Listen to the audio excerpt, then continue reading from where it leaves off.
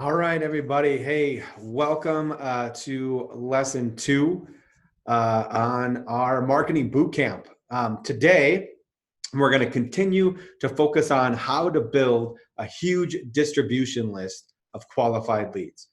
We're going to continue to focus on that topic. And today, what we're going to talk about is building an irresistible offer. And that's what we're going to dive into. Before we get started, though, let's just get a quick overview of last week. If you guys didn't get a chance to watch that, I would say go ahead and go back to week one, watch that to get started. But just want to give you guys a really quick overview of what we talked about. So the first thing that we talked about was why a list is so important. A lot of businesses are not generating qualified leads, not building a distribution list. And I just want to talk real quick about why it was so important. The first reason was because it turns traffic that you control into traffic that you now own. You don't have to pay for that traffic anymore. And so you now own this traffic. The second reason is a build relationship with your customers. You get a chance to continue to talk with your customers, send out emails, send out deals, send out important, valuable information that they would like, and you keep in front of them all the time, even if they don't open up your emails, because they're not going to open up all your emails. In fact, they're going to ignore most of them, but they're going to continue to see your name every single week or how often you send it out. And the third thing is it's your license to print money. If they are in your distribution list, then they gave you their information for a reason, because they know, like, and trust you. And they are customers of yours, or at the very least, interested leads of yours. And so if you have something new that you want to sell, first thing you can do is send it out to your list. And the bigger the list, the more money is going to come back to you, because a percentage of them is going to buy. And it's going to be a much higher percentage than if you just sent out a Facebook post to random people. So it's your license to print money. The second thing we talked about is finding your dream customer. And we're going to dig into that a little bit more today, but finding your dream customer. We watched a quick video on that, and we created the dream customer, where you really got down and figured out who you want to talk to. It's extremely important to understand who you're talking to with your messaging and getting as specific with your dream customer as you possibly can. And then finally, the last thing we did is we talked about creating the Godfather offer. It's an offer that you can't refuse. And we talked about the difference between hope marketing versus a Godfather offer. Godfather offer is the starting point. This is what is going to lead them into your business, like a bridge. And you're going to get their information through the Godfather offer and lead them into your business. And then anything else that you have to sell, you're going to be able to sell to your list. So today, this is what we're going to talk about, building that irresistible offer. And part of that is that Godfather offer. We're going to dig into this much, much deeper today so that we understand how to get this list and how to bring people in the right way as opposed to the wrong way.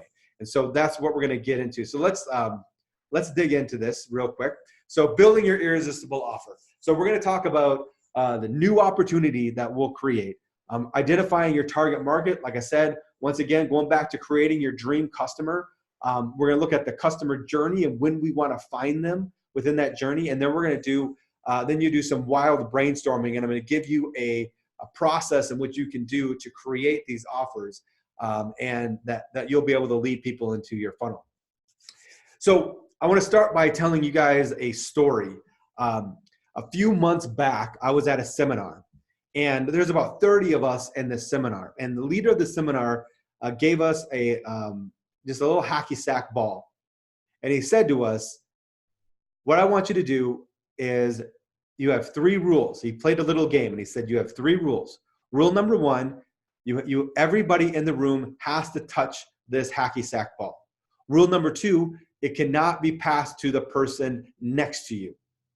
And rule number 3 is after the first time we go through it, we're going to go through it a few more times, and we have to do it in the exact same order that we did the first time. So what we did is we grabbed the hacky sack ball, and one person tossed it to another person, and another person tossed it to another person, all the way around the room until everybody touched the ball one time. And then he timed it, and he said, okay, you guys did this like in a minute 20.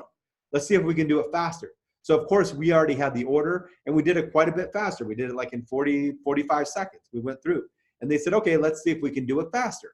So then we all took the hacky stack ball and we threw it all over the room as fast as we could. And we did it like in 30 seconds. And so he said, let's try one more time, see how fast we can do it. This time we got so hurried, we started dropping the ball and we did it like in 35 seconds. It wasn't as good. And so then he asked us a question. He said, how fast, what's the fastest that you think that you guys could accomplish this goal? And, we all started talking and we knocked off maybe 5, 6, 7 seconds, well, we could do it in 27 seconds, or maybe we can do it in 25 seconds. And he looked at us and he said, I bet you can do this in under 5 seconds. And all of us just kind of looked at each other and we're like, how does that happen? Like this, even if we threw it perfectly to each other, there's no way we could get it all the way around in 5 seconds. But then we started talking and we started thinking through it. And we started realizing that we made up rules in our own mind that weren't even there. Like we made up the idea that we had to throw the ball to each other. We made up the rule that we had to stay in the exact same position and the exact same seats that we started in.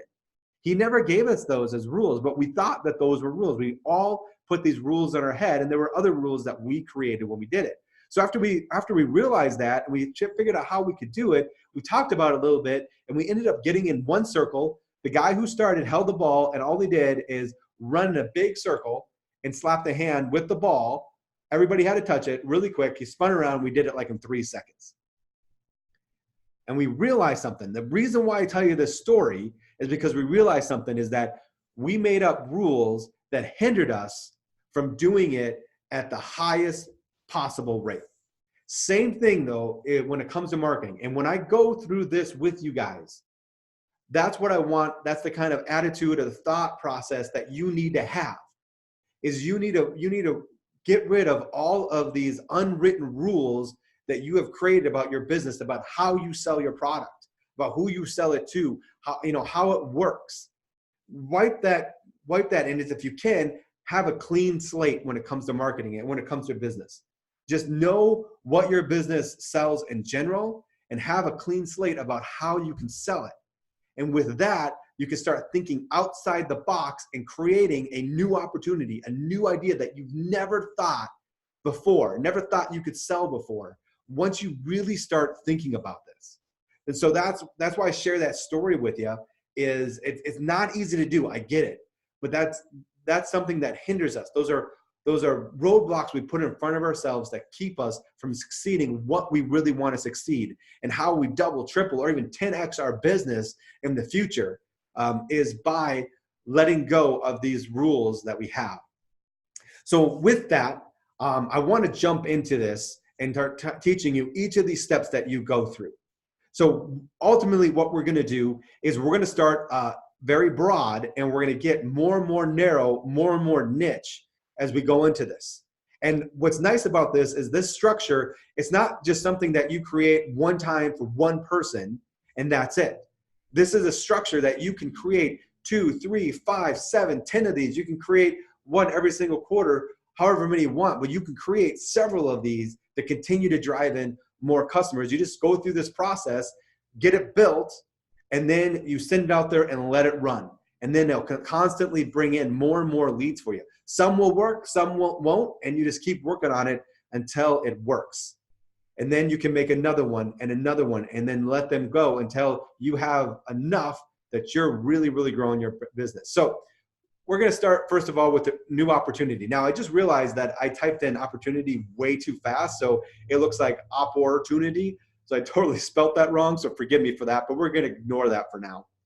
So with the new opportunity, what we want to do is what's called an opportunity switch. Did I spell that wrong? Forget it. Anyway, what we're going to do is an opportunity switch, okay? So the opportunity switch is getting your potential customer out of their current vehicle, which is the product or service they're currently using, and into your vehicle. So basically, whatever product or service, whatever business they're going to, whatever they're doing to solve their problem right now, you want to switch them from there onto yours, right? That's the whole goal of everything that you want to do. So we want to do an opportunity switch. We're going to do that by creating a new opportunity with an irresistible offer. And that's how we're going to do it. We're going to look at things differently, and we are going to change the way that they think about it, and they're gonna move over to you because you have a new opportunity that they have not seen before. So that's our goal here, is to create an opportunity switch with our irresistible offer. And then we're going to collect their information and then build a relationship and grow with that customer. All right. So how do we do this? First thing we're going to do is we are going to identify your target market. Okay. So we want to look at the different markets. If you've gone through any type of marketing program before, you've probably gone through a similar process. And so this may not be new to you, but it's important to go through and it's important to understand. So the first thing we want to look at within your business is the hot market. Now, this is probably really, really easy. Excuse me. This is probably really, really easy because you've probably already done this. You probably know this right off the top of your head. You find the hottest markets, where the hottest markets are based on what you have to sell. The most popular ones are health, wealth, and relationships. Those are the hottest ones, right? If you're a health club, obviously it's health, or if you're aesthetics, it's health. Wealth is if you're a financial advisor, right? Relationships, you're a marriage counselor, different things like that. But maybe even you're a coffee shop, relationships can be the market that you go to because you gather at that coffee shop and build that relationship. So health, wealth, and relationships are the main hottest markets. But you also have entertainment, you have food, you have different things like that. And one thing you can do is, if you're not sure, you want to think about it, just go to Amazon and look at all of their categories that they have. And the general categories are usually hot markets that you can do. Then what you want to do is you want to identify your sub-hot market. Okay, so once you have your hot market, think about the big categories that are within that market that relate to your business. Once again, Amazon's a good place to kind of help think through this, because if you are in relationships, right, you can look at dating, you can look at marriage, you can look at friendship or parenting, stuff like that. If you're in relationship, or like I said, it could be a coffee shop, something like that. Food, you can look at healthy baking, organic eating, or just baking in general. But you can go into that and think about your business and what are those subcategories that you can reach within your business. And so that's really, really important to understand, because you got to know who you're talking to and what market that you are going through. But the last part, a lot of people stop there. They stop with relationships, or they stop with the sub market. But what you want to do is you want to go one deeper. This day and age, you want to get niche. You want to find that market within your business. So what you want to do is you want to dial in to your unique identifier, what that is. And you make that sub-hot market a niche by simply calling out a certain type of person, a certain environment, a tool. So example right here is like a hot market is weight loss. A sub-hot market is maybe coffee drinkers who are low carb dieting. And then niche market is coffee drinkers who are on a low carb diet, right? That's bulletproof coffee. That's what bulletproof coffee does.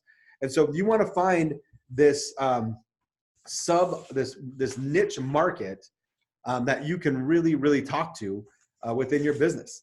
Or maybe you are organic. I wrote down a couple here, but maybe you're into organic eating, organic food, and you want to create a recipe book for organic eating, right? Well, then maybe you could do a crock pot meals for organic eating. Nobody's done that before, right? Or very few people. So you can create a new opportunity. You want to hit organic. Your audience is organic, eating, which is in health.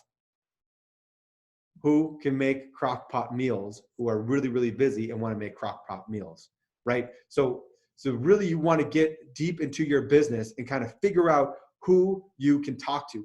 Sometimes this seems daunting. Sometimes it seems like a little bit much, but if you really dig into it, now your business has several of these. No business has one niche market. You have a lot of niche markets within your business, 2, 3, 5.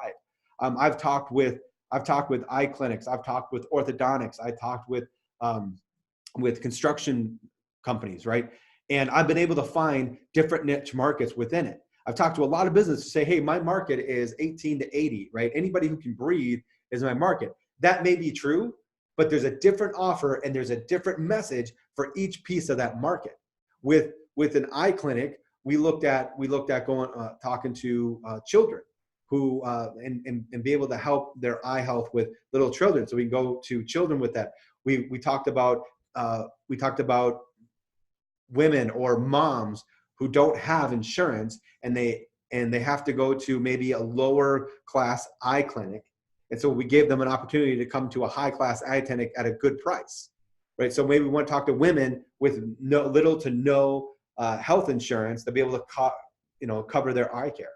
And there was 3 or 4 other ones. Orthodontics, we looked at children and maybe there was a solution for a preventive problem that maybe you can prevent them from having to have braces in the future. Then on the other side of that, we looked at adults who have crooked teeth, and we have a product that we can sell to them to help straighten their crooked teeth and get it paid for. Because a lot of the problems is they know that they could get braces or Invisalign or something like that, but they don't want to have to pay for it. Well, there's a solution for that. And so we were able to find that through just going through this process. We were able to find all these different niches within these businesses. And when I first started with the businesses, it was like we do eye care. I mean, that's it. Or we do braces to teenagers. That's what we give. That is our business. And what else can we do? And so as we started to dig into the business, we found all of these niche markets that we can now talk to, and we created a new opportunity based on those niche markets. And like I said, you can make a couple of these. Right now, I would say just start with one, get the process down, understand that it doesn't take, it's a couple days, maybe a week to really get this down. But once you get it down and you build it, it's built and you can continue to run it. So you want to find that niche markets that you can talk to. All right. So we identify our niche market. Then we want to create your dream customer based off that niche market that you found. If it's adults with crooked teeth, then we want to figure out what type of adult is that?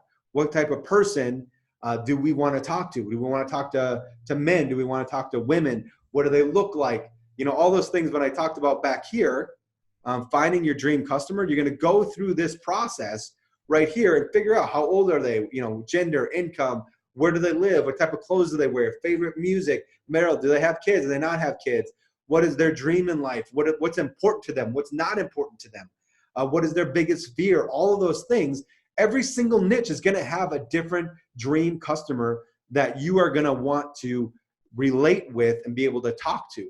So you're going to go through this process and figure out who that person is, because later on you're going to want to create a message for that person, and you want to get them in with your unique offer that you're going to give them.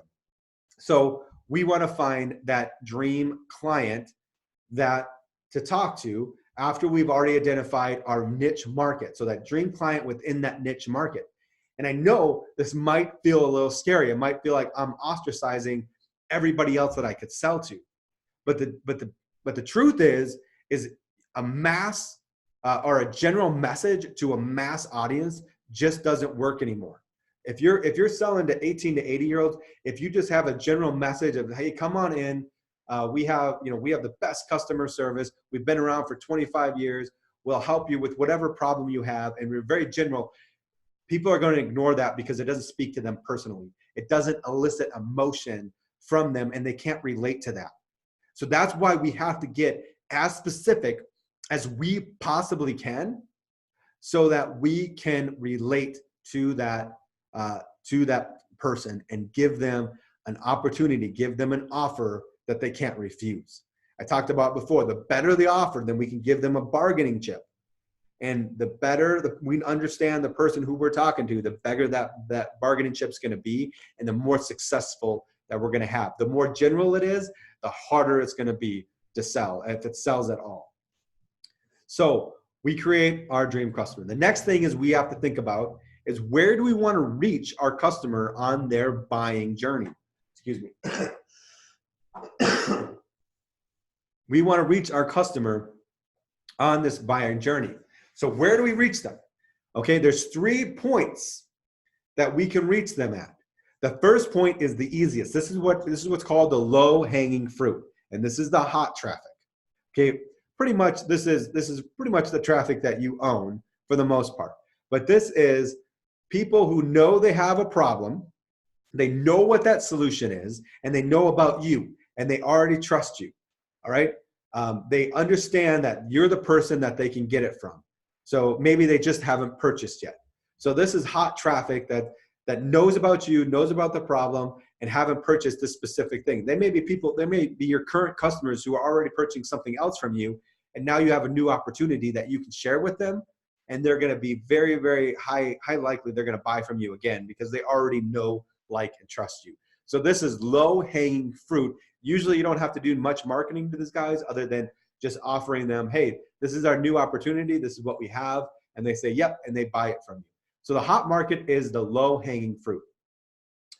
The warm traffic and the cold traffic is really where you want to focus on, because the hot traffic, if you just focus on the hot traffic, you're not going to be able to scale your business because they already know about your business. So they're already buying from you. They're who you currently have. And so it's going to be hard to really scale your business through your hot traffic. So we really want to focus on warm traffic and cold traffic. So the warm traffic, they know their problem. They know they have a problem and they know there's a solution, but they don't know about you yet. They haven't heard of you. They don't know you. That is the warm traffic. So if you can present to them your new opportunity, and maybe they're trying to get their problem solved with another product and service that they have. And there's going to be people who are trying that, they're not satisfied, but they don't know where else to go. These are key. These are people where you can switch them out of their current vehicle into your vehicle. There's also going to be people who are super happy with the vehicle that they're in, and it's going to be hard to convince them. So you don't have to try those people we don't worry about. We want to find those people who are discontent with the vehicle that they're going to. They just didn't know that you existed, and now you can give them a new opportunity to give them a reason to come to you and start using your product or service, whatever that is. So that is the warm traffic. And then there's cold traffic. Cold traffic is unique. Cold traffic, they know they have a problem, but they don't know anything other than their problem. They don't even know that there is a solution to their problem. And so if you can find this cold traffic and give them a solution, be the first to give them a solution to the problem that they really didn't even know that they have, they just know that they have this pain point. If you can bring a solution to them that they're not familiar with, then you can win this cold traffic and you can really start scaling your business if you want to go out and find this cold traffic. Now, next week, what we're going to do is we're going to dive into these 3 things: the hot traffic, warm traffic, and cold traffic. And we're going to talk about how we send messages to them, how we can find them and get a message that they're going to relate to from that. So that's what we're going to talk. We're going to dig into this a little bit more next week, but I wanted to touch base on it because it's relevant. Is we have to understand where they are in their customer journey. So at this point, that's all you have to understand. Who do you want to go after? Usually it's warm to cold traffic. Warm traffic is you're doing your opportunity switch. They have a problem. They're trying to find the solution somewhere else. Cold traffic, if you can come up with a whole new opportunity that solves a problem that people didn't even know that they really had, then you will win those people over and really, really scale and grow your business. A case in point, going back to the orthodontic that I worked with is that people had crooked teeth. Now they knew that there was a solution to it, right? Like I think I said this before, but they know there's a solution to it. But what they didn't know was the problem that they had was they couldn't afford it, or they didn't want to have to pay for it, and they didn't know that there was a solution for that. And the solution that we had a solution for it that we could give them. So that's cold traffic. That's people like, oh man, I didn't know that I could do this to take care of this other problem. And so hopefully that makes sense. But cold traffic, you got to think through kind of based on what you offer, what type of traffic that you are going to go after. All right. Then here's the fun part. This is my favorite part. Whenever I'm working with any client, this is my favorite part. And that's the wild brainstorming. This is the part, once you identify who your target market is, who your niche market, as niche as you possibly can, You know who your dream customer is within that niche market that you want to talk to. You kind of I have an idea that you want to reach them in a warm stage or a cold stage. You know these three things. Now what you're going to do is start building that offer. So what you're going to do is you're going to write everything out that your customer needs to feel truly amazed and successful and accomplished and happy with the product that you are going to help them with. So that's basically what we want to do. We want to think about your customer and everything that they possibly need to make them happy based on what your business can offer. So the first thing I do is I start writing out the offer. This is where we really start to think. We start to brainstorm. The first thing is real simple. I start to list the foundational pieces to your offer. So this is your core products or services that you offer to people. All right. And so usually depends on your business, but some businesses are more like, hey, I do this one thing, but most businesses, they have a couple different categories that they can sell to. So if you're in some businesses, you have like 1,000 little things that you can sell. If you're someone like Kenyon Noble, you have thousands of products. I don't expect you to write down every single product that you have within your store, but you can categorize them to do it yourself and to home building and to plumbing, just like you see in a Lowe's or anything like that. You categorize them. Today I talked with an aesthetic company, and we narrowed it down to cool sculpting, injections, and spas. Those are three. Most of the products and the services they sell related to one, if not more, of those three categories. So we want to list those foundational pieces, your core offer that you want to sell within your opportunity. And then the second thing is we want to list the prequel to that. So we want to think about everything within your business. So if you list down all your core, and then you want to write down everything that a customer might need before they get your core offer, if anything. Not every business has a prequel, but if you think about everything that they can do before they get your core product, this would be really, really helpful to have and to be able to just write down. So make a list of anything and everything that you can think of that will help that customer get to your core offer. It's super important to know and understand that. So let me just find a list here.